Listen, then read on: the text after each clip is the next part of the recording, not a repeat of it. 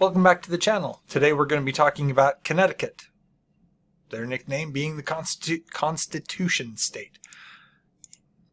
Anyway, Connecticut, let's talk about it. It has a population of 3.6 million, which makes it the 29th most populous state overall. The capital of Connecticut is Hartford. It covers an area of 5,018 square miles, which is 13,023 kilometers squared, making it the third smallest state. It achieved statehood January 9th, 1788, by adopting the Constitution of the United States. They were the fifth adopter of the Constitution of the United States, so they became the fifth state. The largest cities in Connecticut are Bridgeport, Stamford, New Haven, and Hartford being the fourth largest. Now, Connecticut, the name of the state comes from a Mohican word, Mohican being a tribe of Native Americans, and I'm probably going to butcher this, but Connecticut, something of that nature. It means long river or long tidal river, and from that term rose Connecticut. Now, you may be looking at the word Connecticut and thinking, well, isn't that Connecticut? And that's actually how I remember how to spell Connecticut is Connecticut, but it's pronounced Connecticut. We have a couple of states, Arkansas being one of them, that are not pronounced the way they look. So, Connecticut, the territory, or I shouldn't say the territory, but the land that would become known as Connecticut was first explored and claimed by the Dutch in 1614. Adrian Block was one of the first Dutch explorers. They wanted to exploit the natural resources, the furs, etc., and they built the fort called House of Hope in what is now the Hartford area. Later, the English came in 1633, and they established Windsor. There are a lot more places in Connecticut that are named after places in England.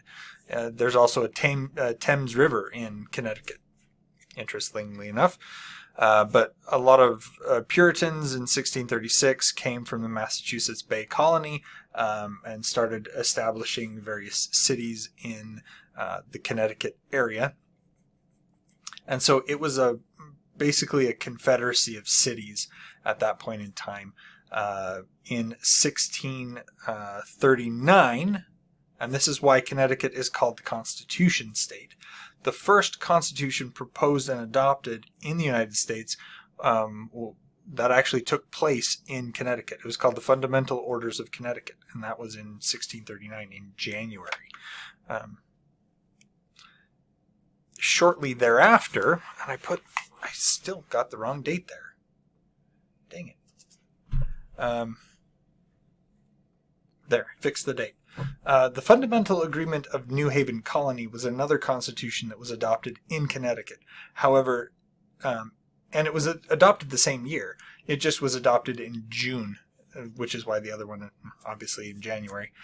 Anyway, so it actually had two constitutions at one point in time. That's not the first time it's had a notable two of something. We'll get into that later. First, kind of in first major conflict between the settlers and the Native Americans was the Pequot War. It wasn't just the colonists. Apparently, the colonists, the Pequots were abrasive. They raided some colonies. They raided some of the other Native American settlements in the area. So the colonists and the other Native American allies got together and raided their major settlement, which resulted in between 300 and 700 deaths of the Pequots, who then, peace treaty and all that stuff.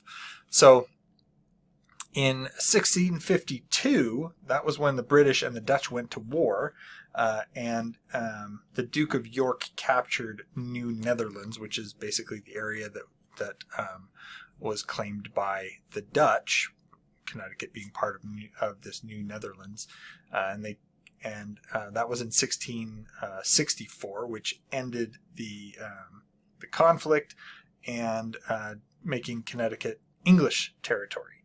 So then the Third Anglo-Dutch War started up in 1673, and the land was retaken by the Dutch.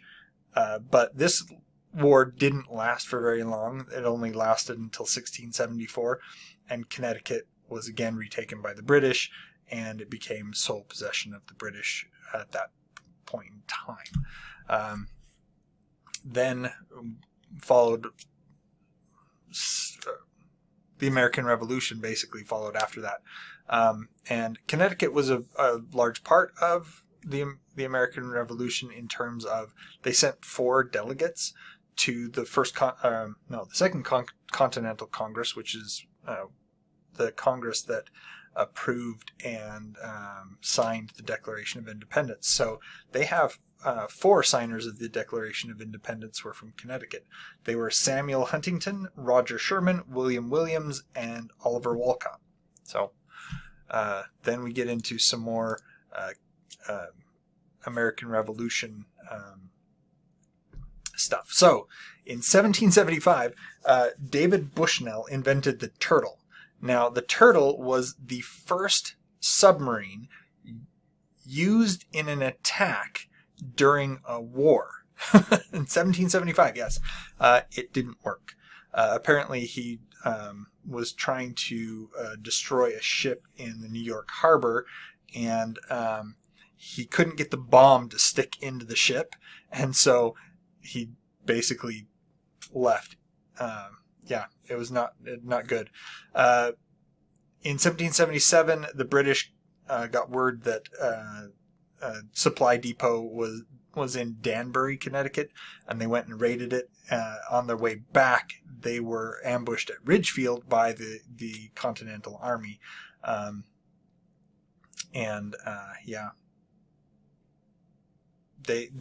it was not a good time for either side because, yeah, the British Army didn't just go in and raid the supplies. They torched the place and burned down and destroyed homes and all this stuff. So it was General David Wooster and General Benedict Arnold.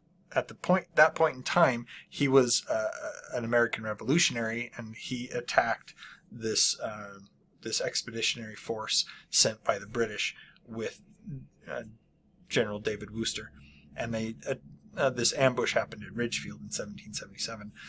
Between 1778 and 1779, part of the Continental Army was stationed at Reading. This was during the winter. George Washington decided to split up the army, and this wintering was called, let's see if I can figure out where I put that note, Connecticut's Valley Forge, because they had cold temperatures, low supplies, significant snow, just like the Valley Forge incident with Washington and the rest of the Continental Army. The Long Island raids, there were a bunch of raids against Long Island, orchestrated by Samuel Holden Parson and Benjamin Talmadge. They provided soldiers and material for the war. Let's see, New London and Groton Heights were raided by Benedict Arnold, who at that point had switched sides and was fighting for the British. So there's a lot of stuff going on in Connecticut during the American Revolution. Connecticut, as I said, it achieved statehood by adopting the U.S. Constitution on January 9th, 1788, making it the 5th state. Industry in Connecticut, manufacturing, bioscience and healthcare, aerospace and defense, film, television, and digital media, financial services, insurance, and green energy are the big ones there in Connecticut. It's interesting, Otis Elevators is from Connecticut, Pez Candy is from Connecticut, Sikorsky Aircraft is from Connecticut. We have Stanley Black & Decker, which is tools. Lego has a manufactory in Connecticut. Pfizer, Jackson Laboratories, Medtronic, those are bioscience and healthcare industries that have headquarters in Connecticut. We also have General Dynamics Electric Boat, which is a supplier of submarines to the Navy. Pratt & Whitney, which is engines, Raytheon, ESPN was started in Connecticut. ITV America is there. WWE has a headquarters there for their film or their television and media. Bridgewater Associates is there. Ellington Management Group, Discovery Capital, Aetna, Cigna, MassMutual, Prudential Financial, Praxair Fuel Cell Inc., Proton Onsite. Those are all, as we go down the list here, those are all industries that have pretty big names in their industry. Some of them I've even heard of. So they're not in my industry, so that's kind of, anyway. Connecticut geography and climate. The northwestern is kind of a hilly area. And when you get down into the southeastern area, it's rocky promontories, marshes, and beaches. So that's kind of the shape of the state. Winters are cold and snowy. They average from -4 to -1 Celsius, which is 24 to 30 degrees Fahrenheit. And then we have summer, which is warm and humid, 20 to 22 degrees Celsius, which is 68 to 72 degrees Fahrenheit. It sounds nice, sort of. I really don't like the humidity, but the temperatures aren't bad. Around here, it's 80s is the summer high. So, I shouldn't say the summer high. Around here, we get up into the hundreds. So, yeah. Connecticut, for tourism, there's antiquing. Antiquing is a huge industry up in the New England area, so Connecticut is part of that. Beaches and sailing. It's right on the ocean, so there you go. Casinos. I didn't know that Connecticut had casinos, but apparently they do. Fishing, hiking, biking. They have hundreds of miles of trails for fishing, or for hiking and biking. For the fishing part, they're right on the ocean, so they have both saltwater and freshwater fishing. You can go out in the ocean and go fishing, but it also has a lot of rivers and things inland. So if you're interested in either type of fishing, go for it. And if you're interested in history, it has a lot of that colonial American history, the American Revolution, that kind of stuff. A couple of the beaches and things. We have Hammonasset Beach. Gonna guess, go out on a limb there with the guess. Hammonasset Beach State Park and Rocky Neck State Park. Those are a couple of the areas where you can get right up to the ocean and have your time there at the beach. So, in addition to the history stuff, there's Mystic Seaport, which is the largest maritime museum in the United States. They also have the historic ship Nautilus and Submarine Force Museum. The USS Nautilus, which is one of the centerpieces for this museum, was the first nuclear sub ever built, and it was built in Connecticut. So, some trivia about Connecticut. Mark Twain lived and wrote in Connecticut between 1874 and 1897. So yeah, he one of the greatest American authors was living in Connecticut. He wrote Mark Twain, Huckleberry Finn. Both of those novels were written while he was living in Connecticut. P.T. Barnum, the man who is attributed to the the phrase "there's a sucker born every minute" is attributed to P.T. Barnum. He created the Barnum Circus, the P.T. Barnum Circus, which then became the Ringling Brothers and Barnum and Bailey Circus. He promoted the Fiji Mermaid, General Tom Thumb. There's a bunch of stuff. He was from Connecticut.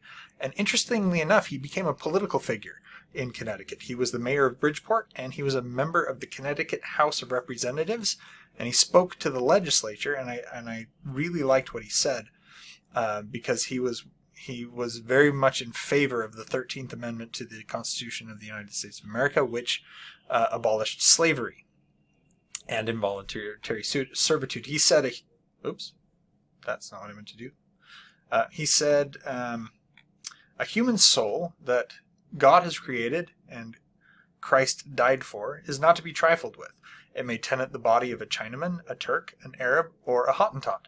It is still an immortal spirit. So, very high-minded individual there.